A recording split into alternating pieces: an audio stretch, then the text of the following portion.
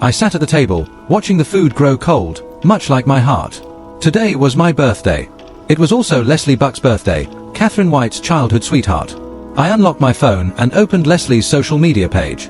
As expected, a new post awaited me. Grateful to have you by my side for every birthday. Let's keep our promise to celebrate every one of them together in the future. The photo showed 2 hands forming a heart in front of a cake. One of them was Catherine's. I could tell from the bracelet she wore. It was the one I had given her.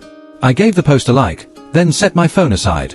Without hesitation, I dumped the dishes Catherine liked into the trash and went out to a restaurant to order the food I liked, celebrating my birthday alone. From now on, I would make sure to enjoy every birthday of mine. Halfway through my meal, Catherine's call came in. Her voice carried a trace of urgency. "Grayson, you saw Leslie's post, didn't you?" "Yeah." "I'll come home after celebrating his birthday. Next year, I'll spend it with you. Don't make a fuss, okay? Be the bigger person." There was a time when I would have reacted with shouting and tears, but not anymore. I simply replied, "Okay." The next morning, a little past 7, my phone rang, jolting me awake. It stopped after 3 rings. I picked it up and saw Catherine's name on the screen. She had always been too lazy to use her key, so she'd call and let it ring 3 times as a signal for me to open the door. No matter what I'd been doing, I would always rush to let her in. But not today. I tossed the phone aside, pulled the blanket over my head, and went back to sleep.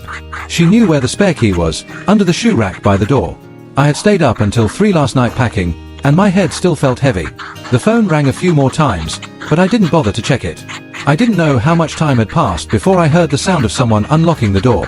The door banged against the wall, and then the bedroom door was flung open. Catherine's angry voice followed. "Grayson, why didn't you open the door for me? I called you so many times. You know I hate using keys." I opened my eyes and looked at her without emotion. I was too tired. I didn't hear it. Catherine opened her mouth as if to argue but stopped herself. Instead, she said, "I'm starving. Get up and make me some food. I didn't sleep at all last night, so I need to eat before taking a nap." In the past, I would have jumped out of bed and rushed to the kitchen. But now, I said calmly, "I'm tired too. Go downstairs and buy breakfast yourself." Catherine's face darkened, but she forced herself to stay composed. "Are you still mad about yesterday? About not spending your birthday with you?" "No, you're overthinking it," I replied. She didn't believe me and kept talking. "Leslie is like my brother. His parents passed away early.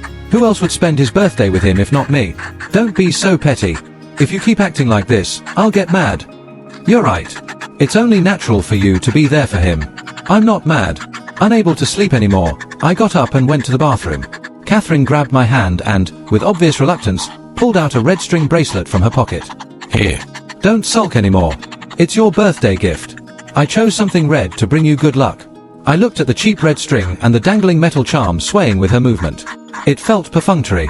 Then I thought about the expensive watch in Leslie's post, and a bitter smile crept onto my face. For months, I had assumed her careful saving was to buy me a birthday gift. Turns out, I had been fooling myself. I glanced down at my wrist, where the watch my mom had sent me a few days ago rested. "Thanks, but I already have a watch. It's inconvenient to wear both, so you can keep it." Catherine's expression hardened. "You said you weren't mad, but now you're rejecting my gift. You always used to be happy no matter what I gave you. Are you looking down on me now?"